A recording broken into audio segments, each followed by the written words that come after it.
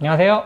지난 영상에서 중개업을 고민하시는 분들을 위해서, 그리고 그 자격증 취득을 고려하고 계신 분들을 위해서 꼭 필요한 몇 가지 이야기들을 해보았는데요. 오늘은 그 지난 영상에 이어서 공인중개사 합격을 위한 가장 효과적인 공부법, 그것에 대해서 한번 알려드리도록 할게요. 그 자격증 공부를 생각하고 계셨다면 이 영상이 정말 도움되실 텐데요. 2, 3개월이면 충분히 그 자격증 취득이 가능한 검증된 공부법을 알려드릴 것이 있기 때문입니다. 바로 시작할게요. 제가 말씀드릴 공부법의 핵심은 한 권의 책을 1개월에 걸쳐서 보는 방법보다는 한 권의 책을 일주일에 걸쳐서 완독하고 그것을 4번 반복하는 것이 훨씬 더 효과적이라는 것입니다. 특히나 공인중개사 시험은 시험 합격 후에 그 내용의 99%를 전부 잊어버려도 되는 그 60점짜리 객관식 시험이기 때문에 이 방법이 더더욱 효과적입니다.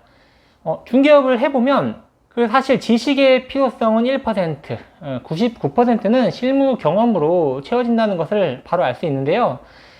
그 자격증이 있다고 해서 뭔가 더 많이 아는 것도 아니고 사실 알 필요가 없는 게 더 많아요. 필수적인 지식들, 세법 이런 거는 그 A4 용지 한두 장에 필요한 거 요약해가지고 가지고 있으면 되고요. 마찬가지로 몇몇 그 알아둬야 할 그런 지식들은 종이나 노트에 조금 정리해두면 됩니다. 오히려 술술 나올 수 있도록 머릿속에 기억해야 되는 내용들은 자격증 딸 때 공부했던 내용들이 아니에요. 오히려 실무를 하면서 알게 되는 매물 정보나 지역 정보 이런 게 더 중요하죠. 그리고 그 중개 실무와 계약서 작성, 확인 설명서 이렇게 작성하는 것들은 한두 번 해보면 돼요. 그게 진짜 공부인 거고요. 그 자격증을 위해서 외웠던 것들, 시험을 위해서 외웠던 것들은 다 잊어버려도 상관없습니다. 시험 점수와 실무 능력은 거의 연관이 없고요. 소득이랑도 아예 상관이 없습니다. 단순히 중개사무소 개설을 위해서 갖춰야 할 기본 요건에 불과하고요. 그 외에는 거의 쓸데가 없다고 생각하셔도 됩니다.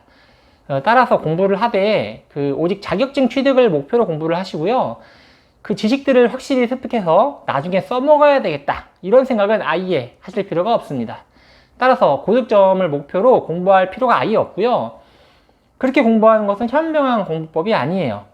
60점 이상만 되면 전부 합격인 시험이기 때문에 70점, 80점을 맞기 위해서 굳이 노력할 필요가 없죠.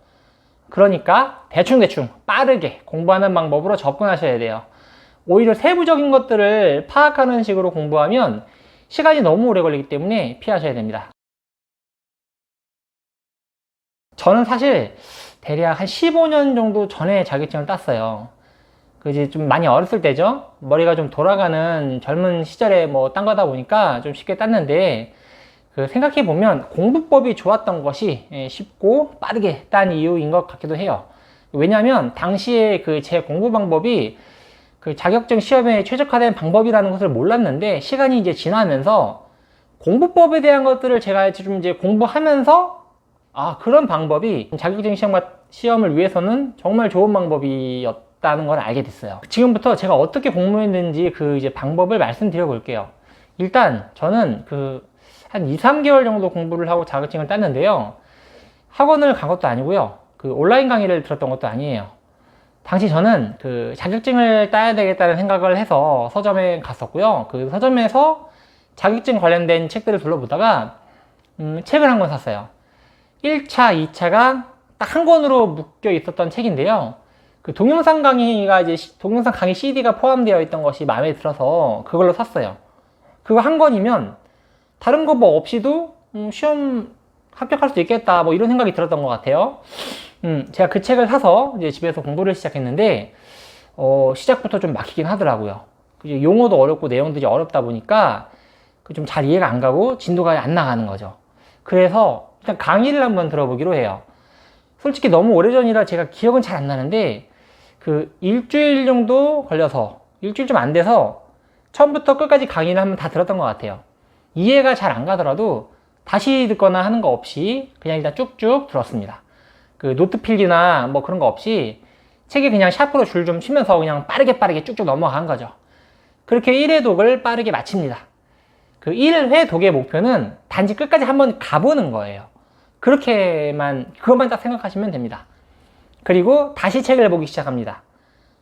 그 2회차부터는 글자들이 조금씩 눈에 들어와요.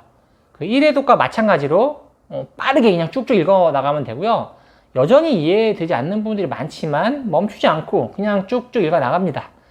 공부를 했다는 표현보다는 그냥 읽어 나갔다는 표현이 좀 더 잘 어울릴 것 같네요.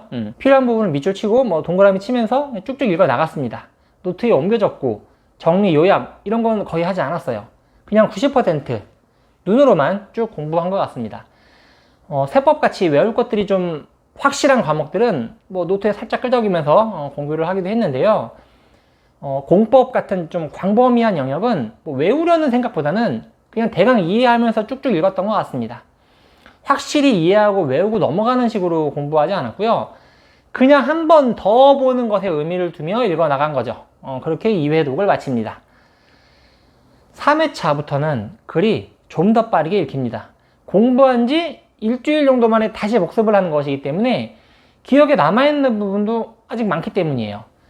1회차, 2회차에서 그 샤프로 밑줄이나 동그라미를 해왔다면 3회차 정도부터는 색연필을 사용하시면 좋습니다.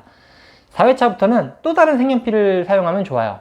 그렇게 구분을 해두면 중요한 내용들이 눈에서 잘 들어옵니다. 그리고 3회차에서는 2회차에서 좀 이해가 안 갔던 부분들도 이상하게 대강 이해가 가는 것이 느껴집니다. 큰 틀에서 윤곽이 그려지고 윤곽이 이제 그려지면서 자연스럽게 나타나는 현상이죠. 막연했던 것들이 막연하지 않은 것들로 바뀌면서 저절로 이해가 되는 것입니다. 이렇게 이해하시면 될 것 같아요. 숲 전체를 하늘에서 한번 쭉 훑어본 뒤에 숲으로 걸어 들어가면 현재 내 위치가 숲에서 대략 어느 쯤인지 이제 그릴 수 있게 되고 그 숲을 좀 더 잘 이해할 수 있게 돼요. 하지만 숲 전체를 파악하는 과정 없이 그냥 숲으로 걸어 들어가면 그 숲을 파악하는 것이 어렵게 되죠. 훨씬 더 많은 시간이 걸릴 겁니다. 또 그 과정도 좀 답답하겠죠. 이런 식으로 4회독 정도를 하게 되면 책 전체가 머릿속에 그려집니다. 내가 좀 아는 영역과 잘 모르는 영역이 대강 구분이 됩니다. 그리고 이제 쭉쭉 읽어 나갈 때 좀 잘 아는 영역들은 문장 단위가 아니라 단락 단위로 읽힙니다. 한 번에 몇 줄씩 한 덩어리로 읽혀요. 잘 아는 영역은 그렇게 빠르게 지나가면 되고요. 잘 모르는 영역은 조금 더 시간을 할애해서 보면 됩니다. 이전보다 훨씬 더 큰 그림에서 한 번에 통으로 이해되는 것을 느낄 수가 있어요. 그렇게 4회독 정도를 했으면 한 달 정도 걸리는 거고요. 그쯤 되면 문제를 한번 풀어봅니다. 채점도 하고 틀린 부분은 왜 틀렸는지 확인도 해봅니다. 그렇게 전체 영역의 문제를 한 번 정도씩 다 풀어보고 나서 처음부터 책을 한번 다시 봅니다. 그러면 더 많은 것들이 눈에 들어오고 더 중요한 것들이 머릿속에 박히는 게 느껴져요. 풀었던 문제들이 떠오르고 문제의 유형들이 파악이 됩니다. 그렇게 책을 한 번 더 훑고 나서 다시 문제를 풀어보면 훨씬 더 점수가 잘 나오는 것을 알게 돼요. 최대한 빠르게 읽어나가면서 꼼꼼히 공부하는 게 아니라 더 여러 번 읽는 것을 목표로 하는 그런 식의 공부법은 저만의 방법이 아니고요. 이미 많은 사람들이 효과를 보는 그런 공부법입니다. 뇌가 기억을 이렇게 저장하는 원리, 기억을 구조화해서 더 오래 기억하는 원리, 단편적인 지식을 체계화하고 그것을 바탕으로 이해되지 않던 것들이 한 번에 이해가 되는 원리, 뇌 과학 측면에서도 이제 그 효율적인 공부법으로 알려져 있죠. 그리고 특히 이 공부법이 좋은 이유는 집중력이 크게 올라간다는 거예요. 빠르게 쭉쭉 읽어 나갈 때 우리의 뇌가 딴 생각을 할 겨를이 없기 때문이에요. 뇌가 여유가 없다 보니까 그것에 더 집중하고 더 몰입하게 됩니다. 공부의 효율이 크게 올라가는 거죠. 그리고 사실 저는 하루에 10시간 이렇게 정도씩 막 공부에 올인할 수 있었기 때문에 단기간에 자격증을 딸 수 있었는데요. 공인중개사 시험이 사실 꽤나 광범위하다 보니까 짧고 굵게 공부하는 이런 방식이 훨씬 효과적이라는 사실을 직접 체감했습니다. 시간이 지나면 그 공부한 것들을 자꾸 잊어버리기 때문에 합격만을 목표로 기간을 짧게 가져가는 방식이 효율적인 거죠. 자꾸 잊어버리게 되니까 복습을 여러 번 반복해야 되잖아요. 근데 공부하는 기간을 짧게 가져가면 복습을 이렇게 여러 번 할 필요가 없어져요. 결론은 공인중개사 시험 공부는 꼼꼼히 공부하려고 하지 말고 대충 빠르게 훑고 지나가는 식으로 일단 한 권을 끝까지 가보는 게 중요합니다. 그렇게 한 다음에 이제 제대로 또 공부를 시작하고 그 방식으로 여러 번 읽어나가는 것을 목표로 하는 것이 가장 효과적이라고 보면 돼요. 그리고 최단 기간에 좀 끝낼 생각으로 하루 중 공부 시간을 최대한 길게 가져가는 것이 좋다는 것이죠. 그래야 쉽게 자격증을 취득할 수 있으실 겁니다. 자, 오늘 영상은 여기까지 이만 마치려고 합니다. 중개업 도전을 고민하고 계시거나 부동산 일을 해보려고 마음먹으신 분들, 자격증 시험을 고민 중이신 분들에게 도움이 되는 영상이었으면 좋겠네요. 지금까지 실패를 공략하는 남자 김소장이었습니다. 감사합니다.